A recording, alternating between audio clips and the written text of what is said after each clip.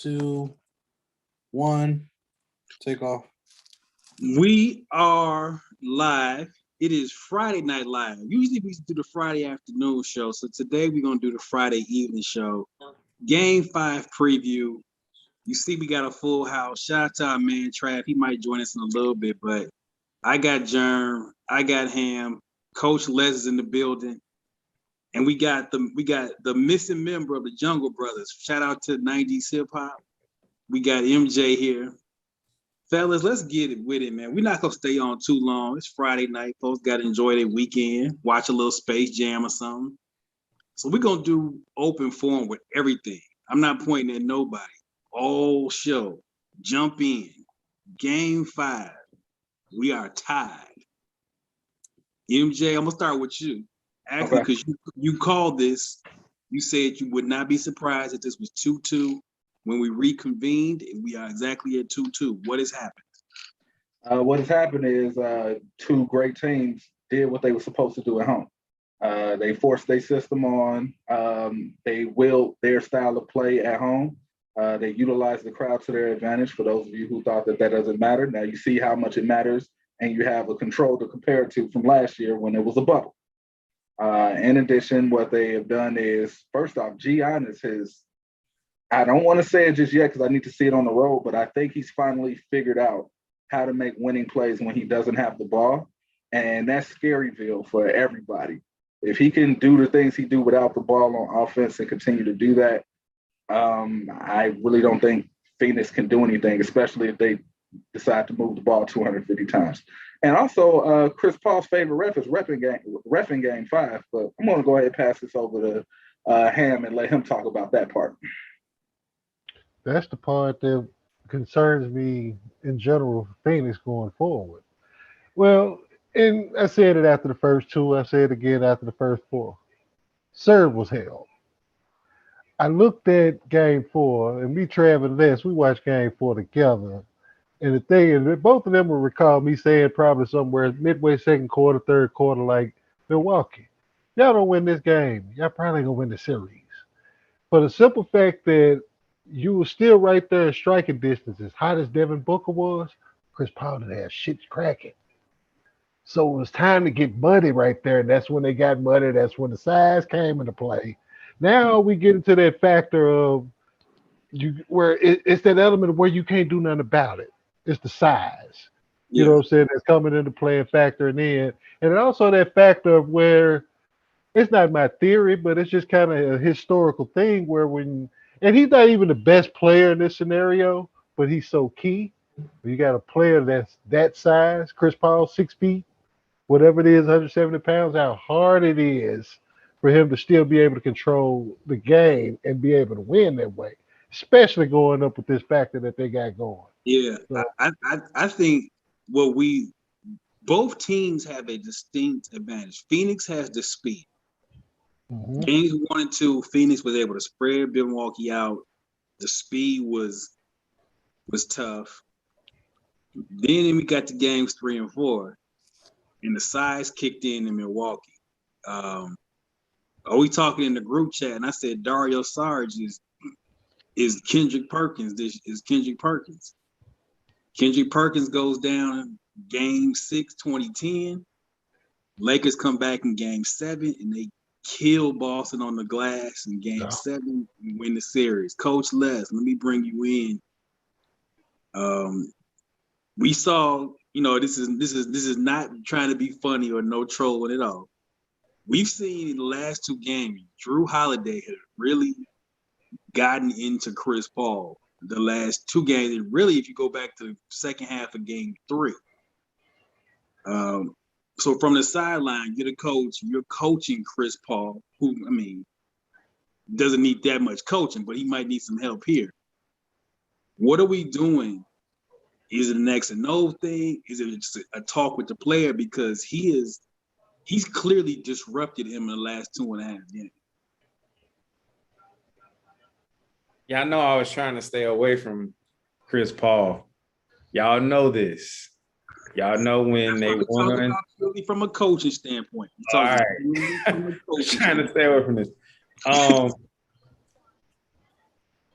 it's just to me, it's just like this is Chris Paul. This is the point guard, and you got a player of that magnitude. He know what's going on.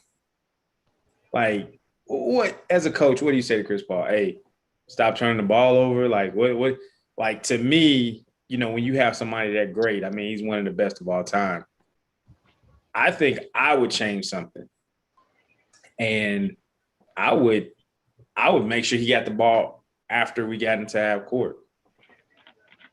I would give him the ball when we got into half court, and you know he's really good in the half court.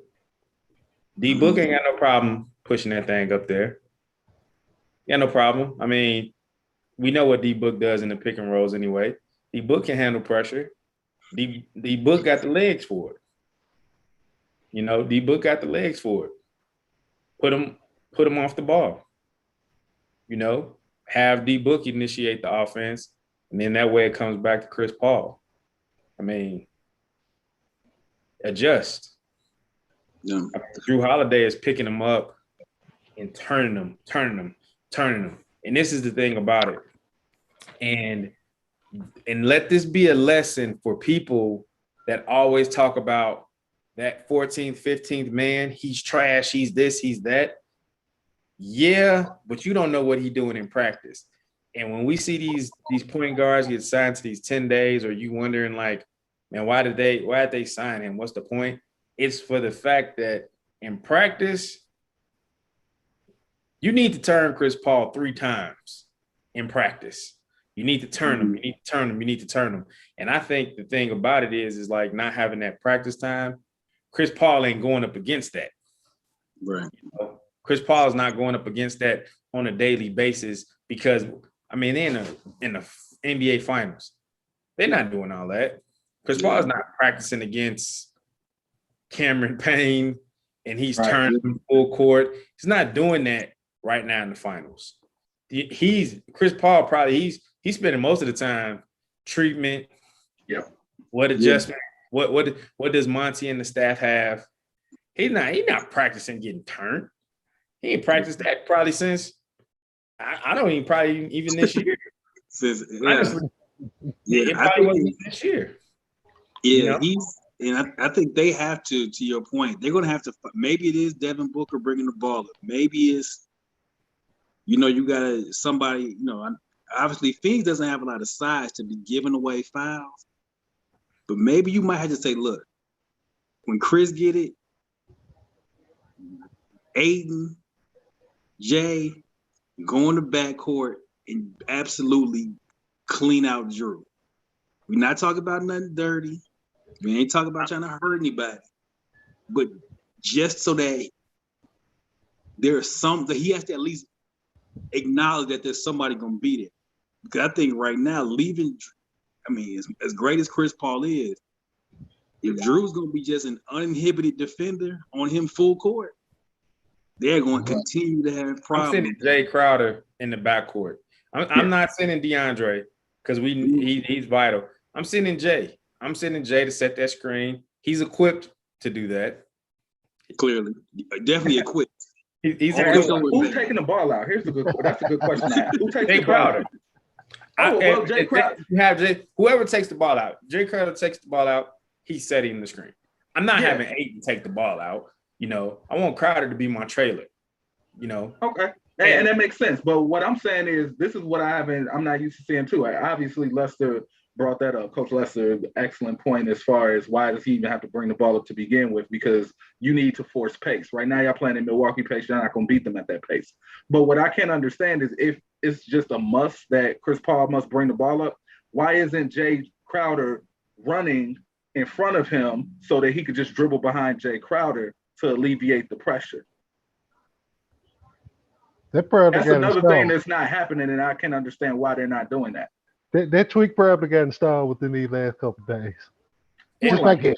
Because if it doesn't start tomorrow night,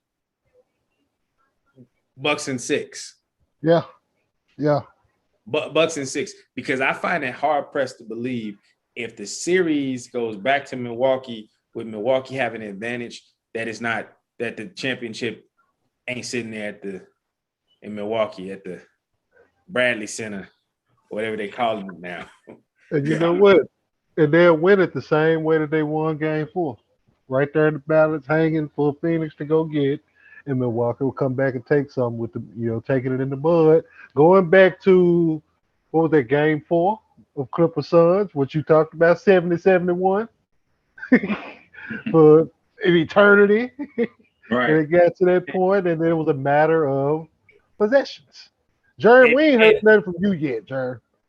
Yeah, Jerm, jump on in. I'm gonna say this, and I think Les, MJ, and Ham will all agree about this. If you see Drew standing there when you get the ball, why not just pass it? Pass the ball and get past Advance half the court ball. and run up, and Chris can run up the court that way. It's many ways to skin this cat. We don't have to make this hard. So with you having to dribble to the left and you turning him 3 times and to the right, and to, Hey, we're not here to salsa dance. We're not here for that. watch I ain't this here though, for Jerm. that. Hey, watch this though, Jerm. What was the main reason why I said Chris Paul couldn't get to the finals in the first place? He dominated the ball, right? And here Well, we these are. last 2 games, what has he been doing? Hey man, this one. So check this out, real quick. It's levels to this. Me and Les just threw up the alley oop. So I'm gonna go ahead. I'm gonna Mari Steve Nash style. Chris, take that old school style of basketball, and you see that bridge behind my guy Les right there. Throw it off there. Thank you. Appreciate it. And also, it's a reason why this bridge is here, and we'll talk about that later. So, but it's just so funny. I'm gonna get this around. I'm sorry, but I gotta say, No, you got to just, go ahead. We open for It's just so funny how we just keep saying it over and over again. If you are a superstar in this league, the championship is going to dwell in your most uncomfortable area. This whole year, Chris Paul, you have trusted your team to be able to take care of the usage rate, do other things, get the ball out of your hands, and only take over when you need to. Giannis's uncomfort zone was he dominated the ball too much, and now that he's getting rid of it, now that he's doing other things without the ball, like screening and rolling, offensive rebounding, cutting to the basket when he needs to cut to the basket, now it's literally opened up everything, including the thing he wants to do, which is drive the ball from the top of the key. And every time Phoenix, somebody other than Chris Paul or Devin Booker has the ball, Phoenix either scores, gets to the line, or they cause some type of trouble that gets the ball an open shot in a situation for Devin Booker or Chris Paul. Cam Johnson didn't dunk on somebody from getting the ball and just going to up fake. No, he had the ball and was dribbling the ball, and then it parted like the Red Sea, and he said, oh, so I'm going to go down here, and then he went up like Moses, and he parted the Red Sea. Yeah. Shout out to PJ Tucker. Yeah. Salute you, soldier. Yeah, they have to make, Monty, whoever on the staff is, that's a key adjustment. I think with Chris Paul, I think MJ, you talked about this, the ironic of it. I think it's the classic case where you see the finish line. Yeah. You ask anybody who's ever ran like distance run, break stride, a marathon, 26 miles. The first 20 miles are easy. The last six are rough. And when you hear him and you're finally in this position after 16 years, we up 2-0. I think he just kind of went back to, I gotta dominate the game. I gotta control the ball. And it's been to his detriment. And on the flip side, I'm gonna, we open for him still, but I'm gonna go J Ham in his story. As Jeezy said on the verses, I tell you what, number 34 in green. Listen, that dude is giving me everything I can ask for in this situation. I don't care about, and also low key shooting 64% at the line. Improvement. But that dude is giving me everything you can ask a great player, franchise player to do.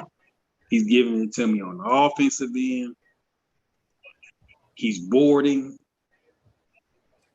His help defense. Now we know why he doesn't guard the best player one-on-one, because he is an unbelievable help defender. He's leading the team. Giannis has done everything but sell popcorn and park cars. Jay, Jay, you a historian. We talk about historically great finals performances. This one, if he can complete this is as good as anything I've seen of. It's good as anything that I've seen in my lifetime already, just through the four. And when you look at, because it was like coming off of going into game one, he coming off of missing what was at the last two in the Eastern Conference Finals. Yeah. So he kind of came back in game one. It was kind of like he getting his legs back under him, but I'm like, yo, he didn't play bad. You know what I'm saying? He was cool. It was game one. It's fill out. Game two, we saw the monster. In addition to seeing, we ain't gonna even bring that part up, but y'all wanted to sit that man. I'm gonna bring it up. Hill activity. Y'all want to, make that wild ass suggestion of sit that man down, the man putting up 40 and 15, 16, whatever the case. And then in game three, man among boys couldn't even describe them. You know what I'm saying? Just the level of work that he was putting in with it. And like Big Shot said, he ain't got to guard. It's okay that he don't have to guard the best player. He got two dogs in front of him that's checking one. PJ Tucker legit checking 1 through 5, regardless of the outcome. He don't care what it is. You're gonna get a bucket, you're gonna have to work for it. Point blank, period. And Drew, this is Drew resume. This is what he known for. He pick you up 94, he'll rash the hell out of you. You know what I'm saying? It's like, yo, this the kind of traffic cop you really don't want on your ass. It's Drew Holiday. Because he checking all compartments. He checking your stash spots, the stuff that you didn't even think that you could hide spots in. He done found new hide spots for you while he checking you. That's how lethal he is on the defensive end with that. So, like we were saying earlier, like Les was saying, when he going, you look up and it's late in the game and he 5 of 17, 4 of 18, but he's stalking Chris. He's stalking D-Book. He going around the horn with it. And Right. he on the north side of 35 minutes doing this. I expect that. But why is the game still close? And then he got the big man playing, making winning plays with him now. Well, and here's the thing that people keep forgetting about Drew Holiday as well. Yes, he hasn't been shooting well, but for those of y'all who watch boxing, I'm gonna use a boxing analogy. Every time, not just when he's guarding Chris Paul full court, but every time he goes to that basket and put that shoulder into Chris Paul's chest and go up, even on the miss, that's body punches. And that's 6'4". body blows. He's anytime my guard is getting paint touches like my big, in which guess what else is happening? Watch this. If my guard is getting paint touches like that, not only is he be able to get assists and create offensive board opportunities, but guess what? Now Giannis gets to rest. Yes, and Giannis gets to play off the ball. And we have already proven last year when they got put out by Miami, if Giannis is the one setting the pick, there is nothing you can do, because all defenses, when they guard Giannis, what do they want to do? Build a wall in front of him. Well, what wall can you build when he don't have the ball? And right then and there is what happens when you take a really freak of nature athletic guy and you give him IQ. There's really nothing else you can do. And I'm saying this, if he has really figured it out, like if these last 3 games is a staple of what he's just going to do, I don't know what Phoenix can do. He's still going to win, because if he's going to play off on balance, if he's going to take good shots, if he's going to make plays without touching the ball, that's a lot to worry about. You got to play perfect now. And we got that rare occasion where we got teammates that's had 40 in the same series. I think it's only happened like 4 times or something like that. So let me apologize. It's very unprofessional. My dude's call. I had to take that call real quick. Turn yourself up, Ron. Can barely hear you. Turn yourself up. I don't know what happened. While he turning himself up real quick, I just want to say this one little thing and throw this one little nugget in there real quick for everybody. Chris Middleton took how many shots? What was it, like 33 shots in game 39, 4? I think. So you mean to tell me Giannis took what, 21 shots in game 4? I'm just saying this off the top of my head from what I remember from the box score.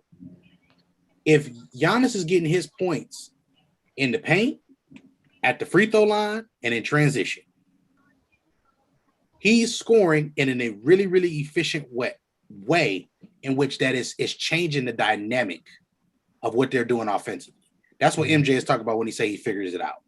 Yeah. So for those people who don't understand that, when Chris Middleton can take 30 shots, that volume, if he's not hitting, he's going to make 15 shots if he takes 33 shots. And then you see a situation where he makes the go-ahead bucket late in the fourth quarter on two separate occasions. And it's that empty calorie 30-40 coming from him because they're getting it done in the mud.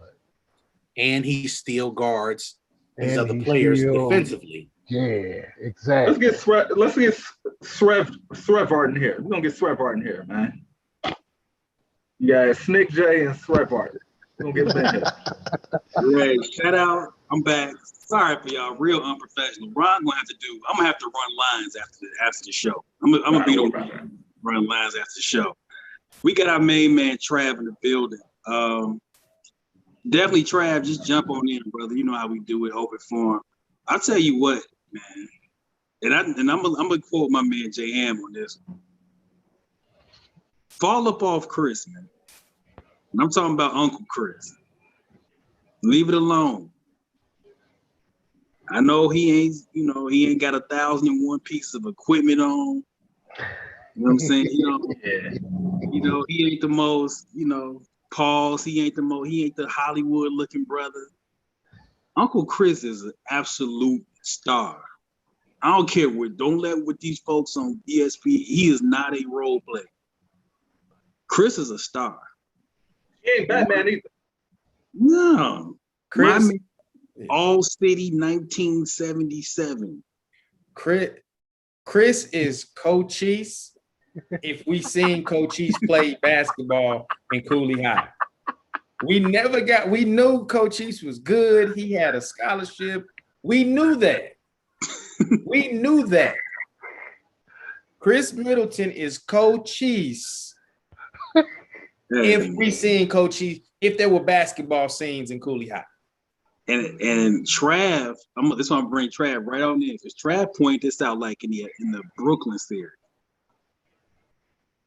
When Chris get folks on that baseline post, and MJ, I'm gonna get Trav and then MJ.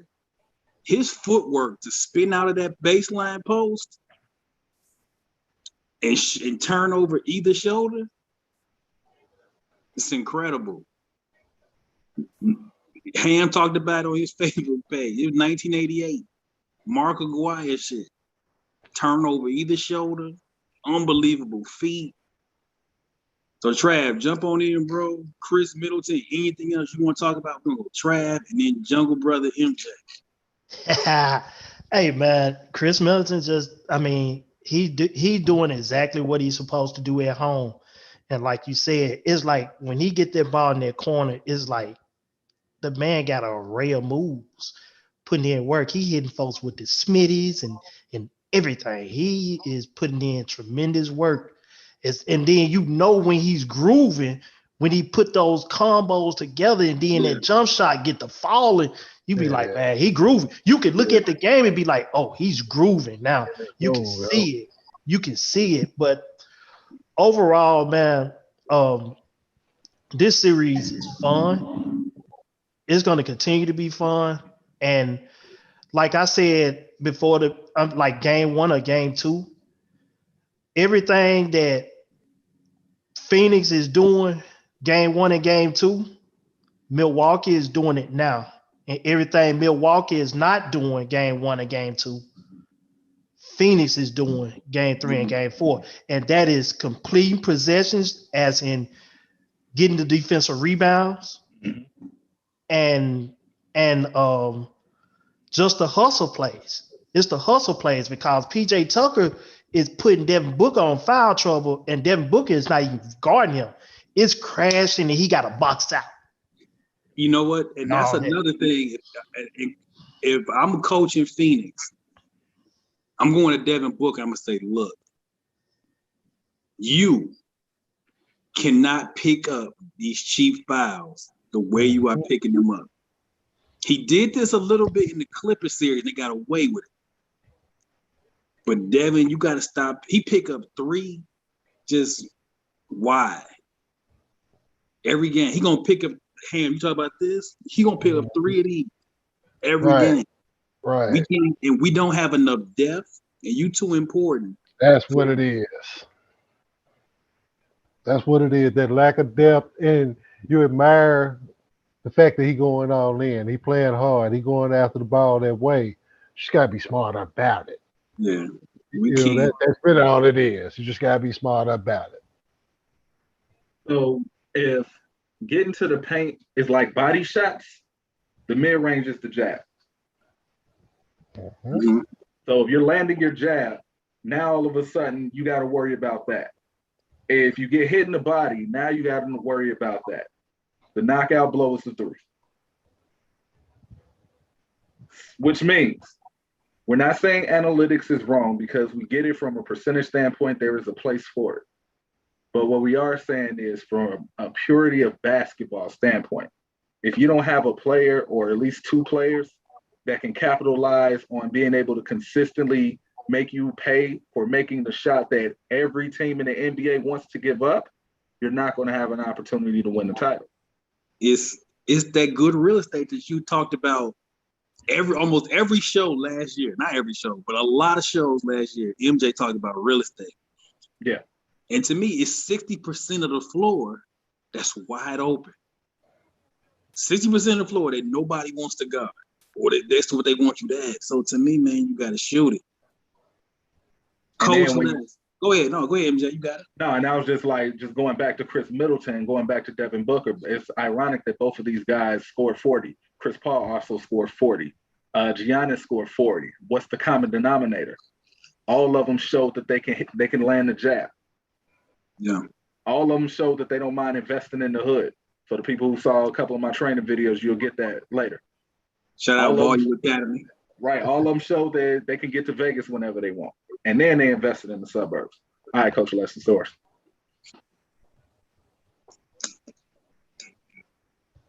Do you have a question for me, or?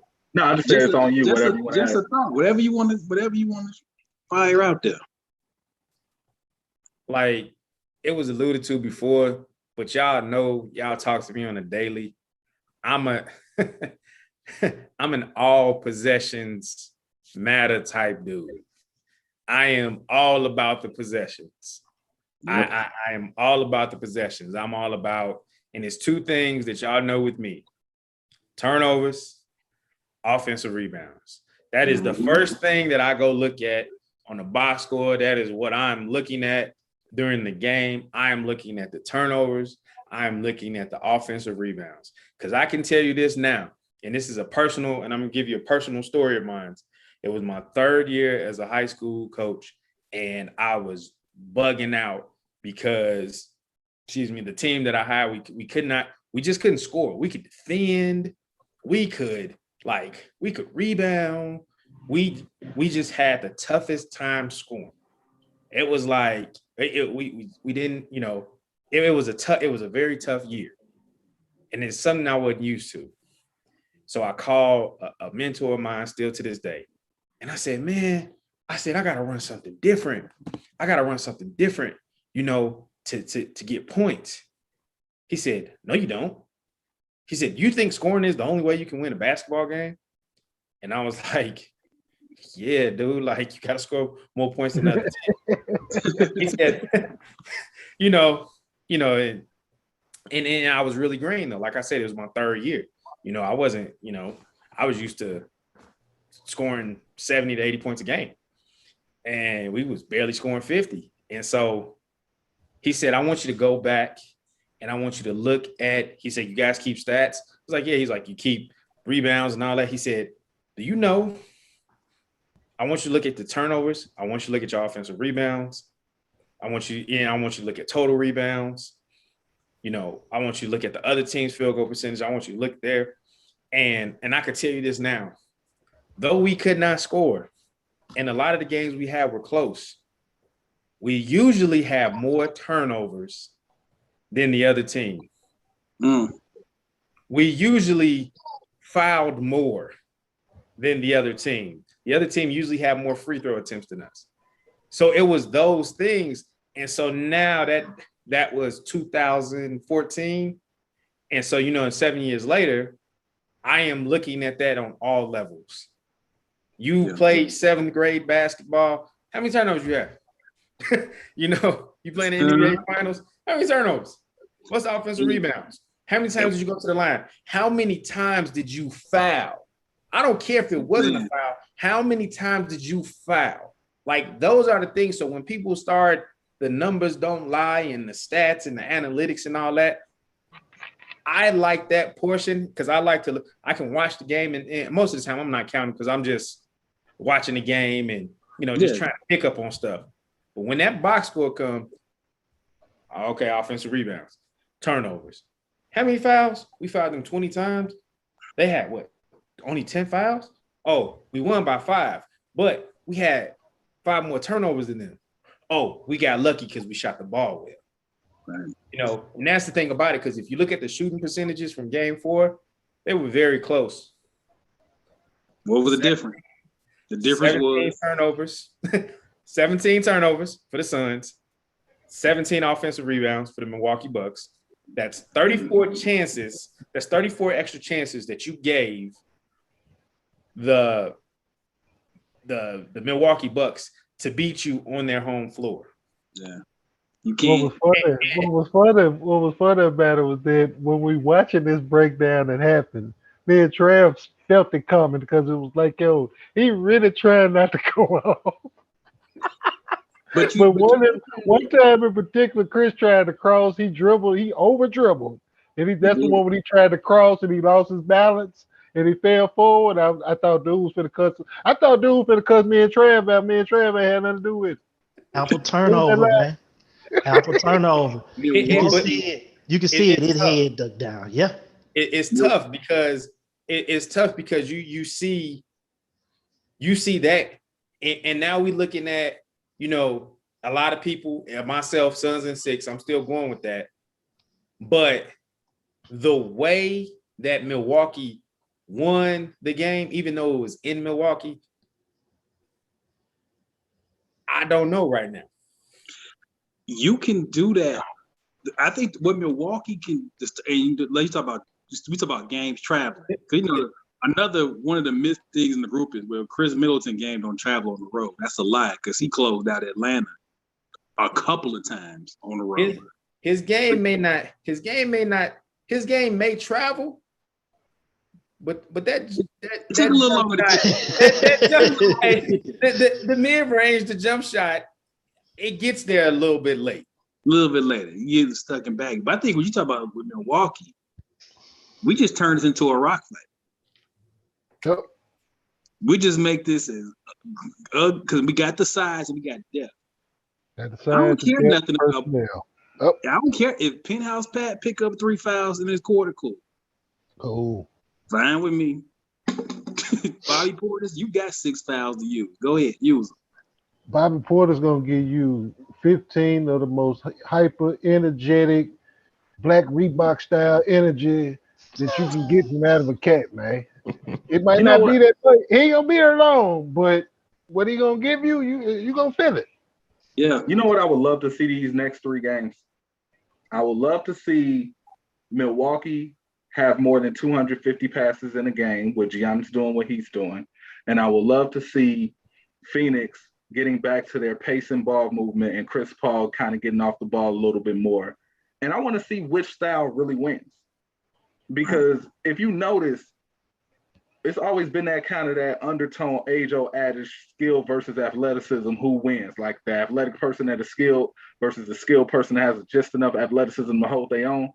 Like, it's kind of even right now. But the reason why it's even because we've never seen the fair fight. We've never seen both sides at their very best. It's always been something behind it. Like the athletic dude didn't figure it out or was just trying to rely on their athleticism so much to where they expose themselves, or the skill guy, ball hogged and pretty much tried to control every possession with their skill, and it ended up stopping the ball movement. It was always one of those things that stopped it. I just want to see. I just want to see the Titan clash, and just see both of these dudes just do the right thing for 3 games straight. And I guarantee you, 2 of those games will go into overtime. So, real Go ahead, quick, John. No, I'm you gonna got say it. this because this is gonna be interesting, and this is something what Coach Les was talking about. He talked about field goal percentage. If we go back to game 1, Milwaukee shot 45%, Phoenix shot 47%. Phoenix also shot 96%, was 25 for 26 from the free throw line. And they shot 26 total free throws. Milwaukee shot 16. Phoenix had 9 turnovers. Milwaukee's had 13. Offensive rebounds, 9-6, 47 rebounds total, 43 rebounds total. And the Suns won 118-105. If you look at those numbers, that's everything. So I did that for the purpose so people can understand what Les was talking about. If we're going to talk about all these other things that don't matter, it's a lot of things we can talk about.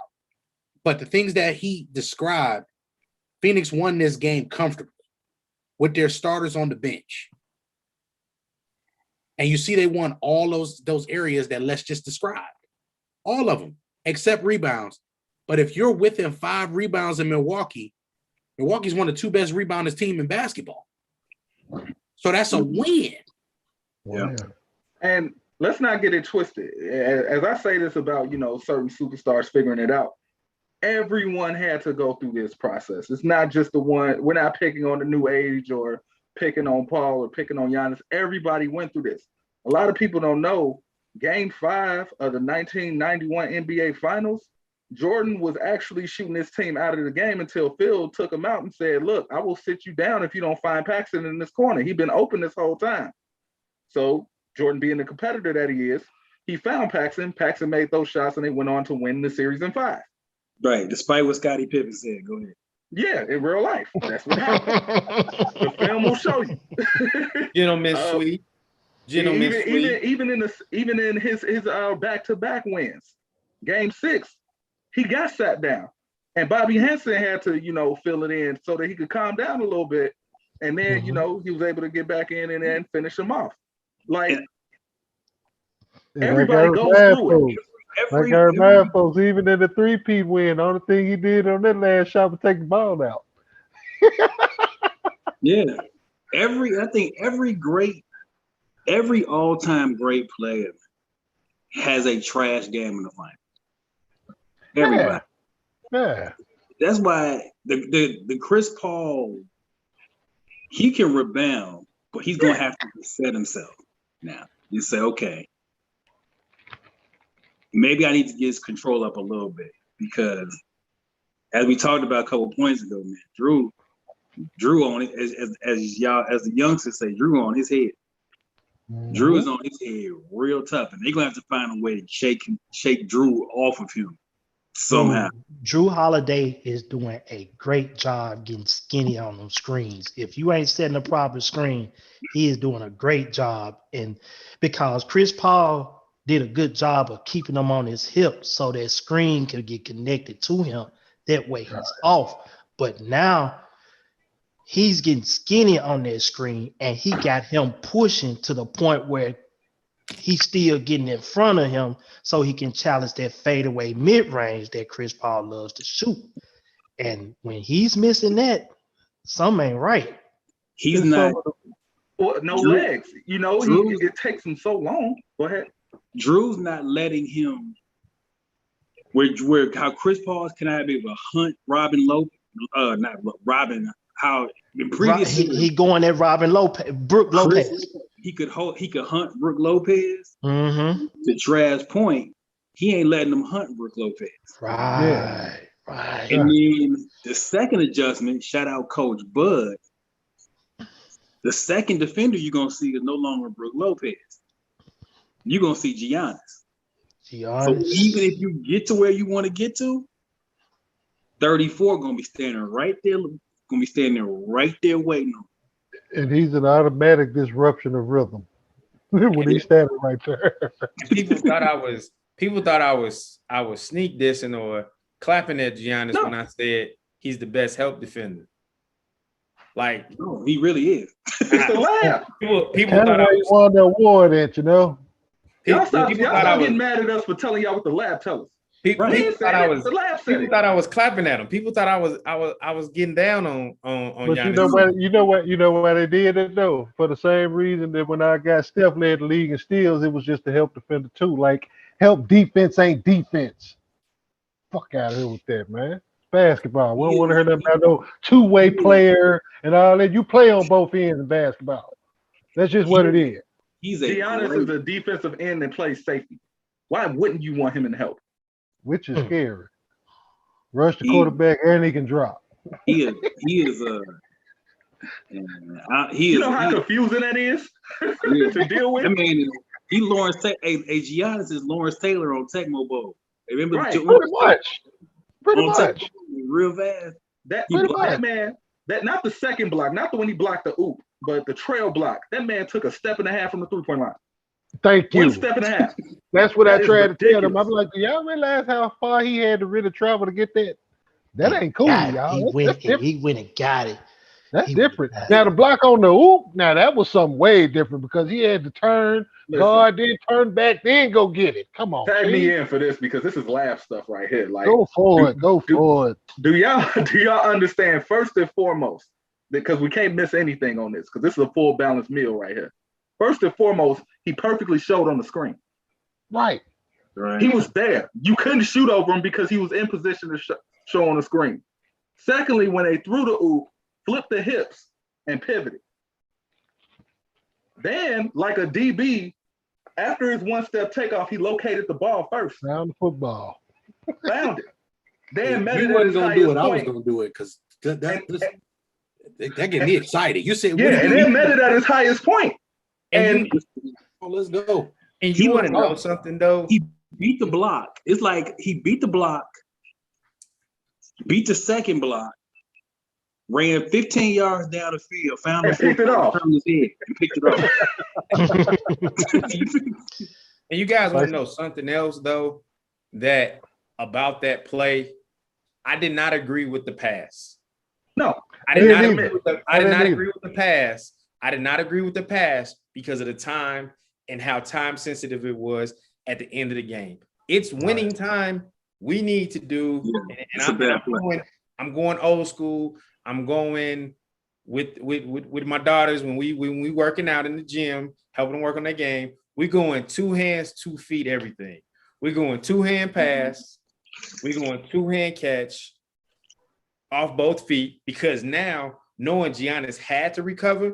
Now you make that guy that's in the gray shirt with the whistle around his neck, and DeAndre Ayton's gonna go up. He's gonna go up. You make him make a decision.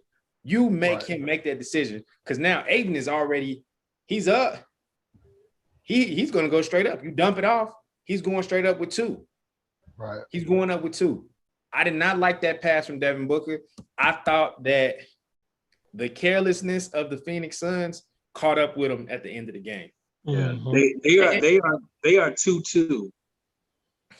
To your point, Les, they are 2-2 right now for just being careful. And it because Milwaukee, the Bucks, and I don't like to do this. I don't like to do this, but I will say this: the Bucks are in this position of 2-2, and it has nothing to do with what they schemed. it's just effort. It has nothing. It has nothing. effort and heart. The Effort and game heart. plan, whatever their game plan, I think Giannis and Middleton and Drew, I think they looked at the game plan. I think they followed through the game plan. I think it got to a point where it was like, nah, we got it, bud. And that's what I told. I had one of the Bucks fans come to my inbox yesterday just to discuss the series, and he was talking about Coach Bud need to make more adjustments on the fly. I said, honestly, now he's not overthinking this thing, and he's right on point right now because just like Big Shot said earlier, in order for them to really play to this advantage, you're gonna have to have it in the mud anyway.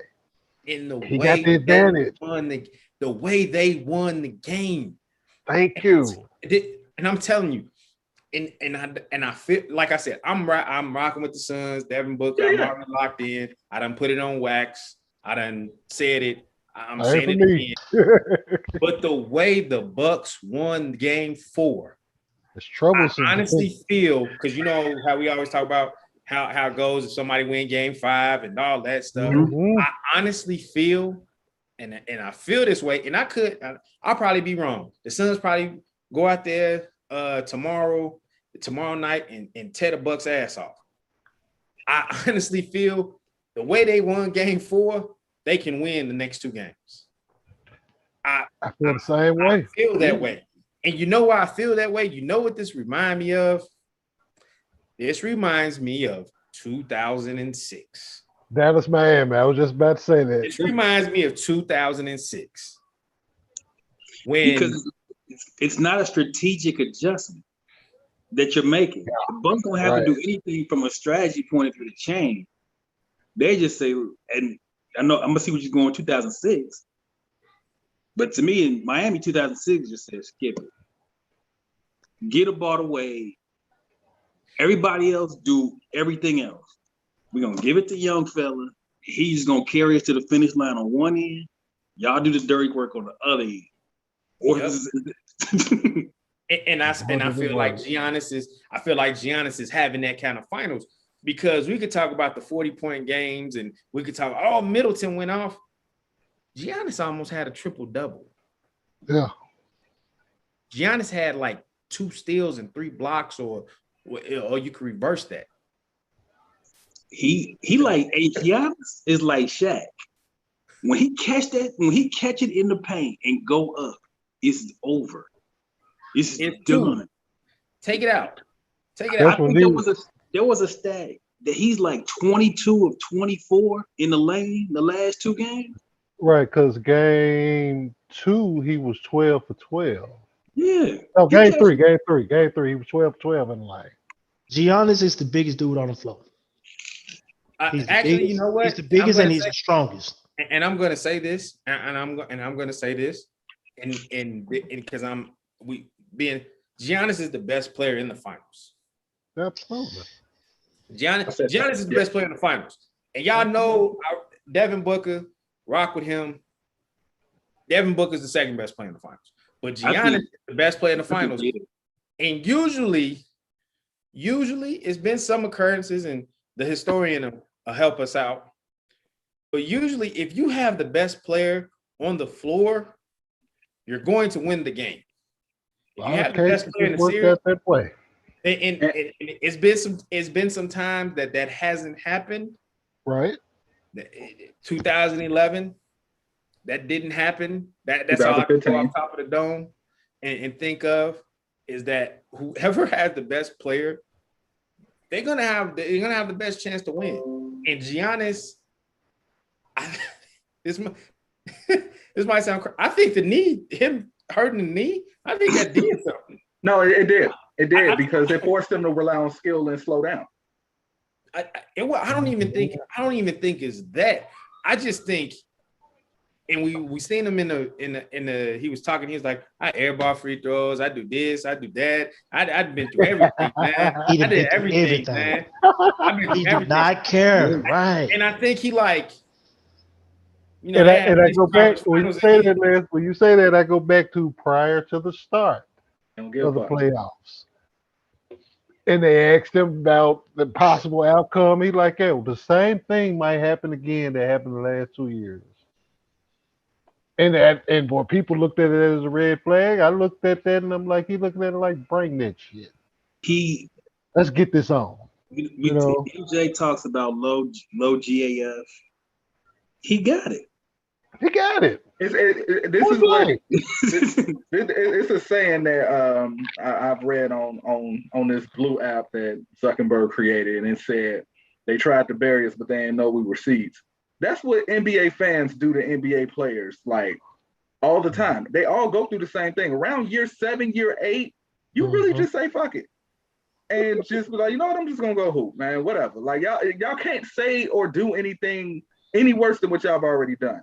Mind you, let me make this point too, because I've been following the I call this the Rick Brunson stat.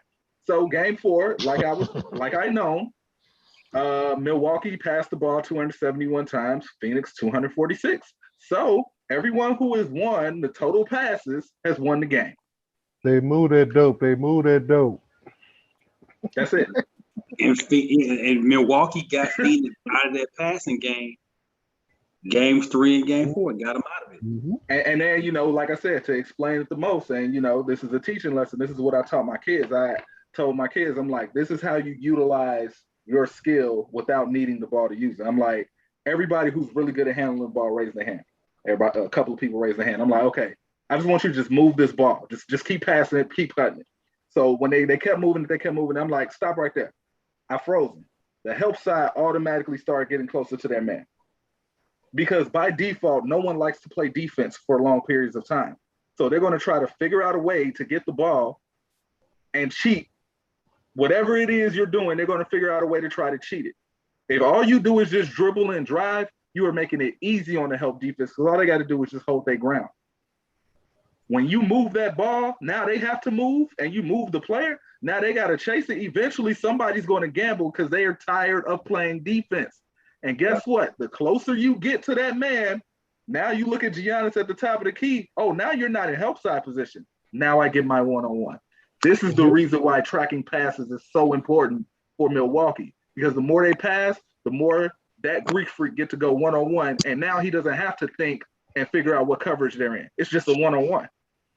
And I want to remind the good people at home that when you're talking about passes and things of that nature, when you're coming across in a half-court set, you got 16 seconds to get a shot off.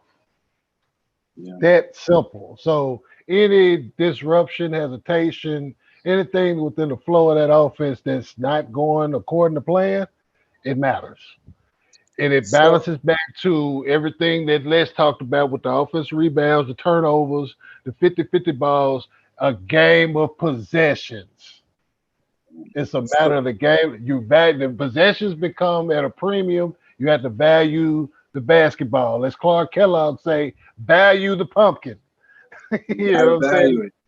You got to value the pumpkin. Do you know how demoralizing it is? Just think about when y'all play high school and y'all had to practice and y'all got to get 2 stops and you play perfect defense for like 45 seconds. The shot go up, it misses, and then somebody else get the rebound that's not on your team and you got to play defense for another 30 seconds. Do you know how?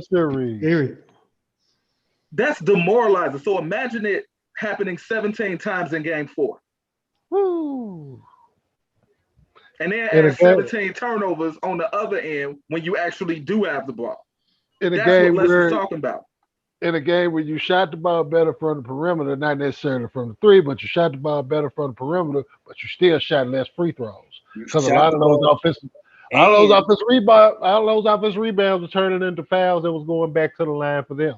And when you have a 9-point lead in the fourth quarter, the easiest way to get back in the game is putting points on the board when the clock is stopped.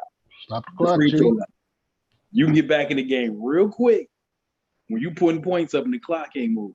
And the most basic ingredients, y'all. Hey man, the Scene need a cash app. Y'all need to be tipping and tithing to this gospel we give y'all. Because it's gonna show up on ESPN sooner or later. Then y'all gonna sit up there and post that crap. We prefer the money that folds. The money that folds or controlling the goal. Go ahead. So before we get up out of here, hey, me and Bitcoin. not that one though. What was the one? The Dodge joint? No, not I that don't one. want that. Don't want that. We want that. So I know y'all like doing predictions. So I'm not gonna ask y'all to pick a winner. Here's what I'm gonna ask y'all. Are we gonna get to a game 7? Yes. Who reffing again? I do not have the referee assignment. Yes. We going to game 7. I'm saying yes for the culture. For the culture, yes. Jerm, I'm saying yes for my own selfishness. Jerm, we going to game 7? We're not going to game 7. Oh. I mean, look who reffing. They could have put him in game 6. They could have put that ref in game 6. It ain't. You know what it is? I'm gonna be honest with you, and it's just me being real. Giannis too much, man. He's too much for Phoenix. True that. He's too much for this. He's too much for Phoenix. It don't matter. I don't care what Devin Booker does at this stage. Devin Booker's output is canceled because Giannis and Devin Booker cancel each other out. That's what that is. When Chris Middleton and Chris Paul are on the floor, the two Chris's, everybody hate Chris. Y'all like that? Them two dudes, we got Chris Middleton outplaying Chris Paul substantially right now in this series. It's not a surprise. Not a surprise, though. And CP3 is hurt too. Let's not get it twisted. I keep the same energy. He hurt. Cool. Hey, everybody heard. I know that, but I keep the same energy. That's it. Then the third best player for Phoenix is DeAndre Ayton, and you don't feed him more. They got it, so he can be the second best player. That's what. And then there you go. That's what you need to be doing. Now, if you want to talk about a pure strategy for Game 5, that would be mine. If I'm Monty, we go. If Bulls fans know, Bulls back in the 90s used to call the first 4 plays of the game for Bill Cartwright. Yep. By design. And he went 1 for 3. Right. Whatever. But if I'm Phoenix, we are going to DeAndre Ayton over and over and over again until they stop it. Body punches. And this is all I'm going to say about the DeAndre Ayton. Why I brought up DeAndre Ayton. Because he is the only thing down low that Phoenix has. So if he doesn't dominate, you put all the onus on the perimeter. And shooting is something we know. We all have played enough basketball to know shooting does not always transition and start from the first quarter and in the fourth. True that. But the one thing that you can do is you can get that ball down low and we can get the clap. And we can go ahead, left shoulder, right shoulder. We got he has everything that you need. Yeah. And I'll do you one reason to make this hard. And I'll do you one better, Jerm. You don't even have to switch up your system. All you have to do is just put him in pick and rolls and actually just look to give him the ball, not just for a lob, but just actually just throw it to him. He could catch face up and then he go do his work. Because by the time you help, it's a kick. Or if you don't help, it's either a midi that he has shown that he could hit. I mean, the dude shooting 70% from the field, and all of those are not paint points. Nope. Some of those are some mid-range jump shots. The dude got game. Trav and Ham. Are we going to a Game 7? Go ahead, Rev. I called the Bucks in 6. I'm gonna stick to it. And that sounds like a semi-gentleman sweep there. Oh. Well, seeing that American Dream, Dusty Rose here picked the Suns to win in 5 here, Daddy, and that just ain't gonna work out that way. So we're gonna have to push this thing, and hopefully we get it for the culture on Thursday night, if you will. All the marbles, Game 7 style. All of that for the culture.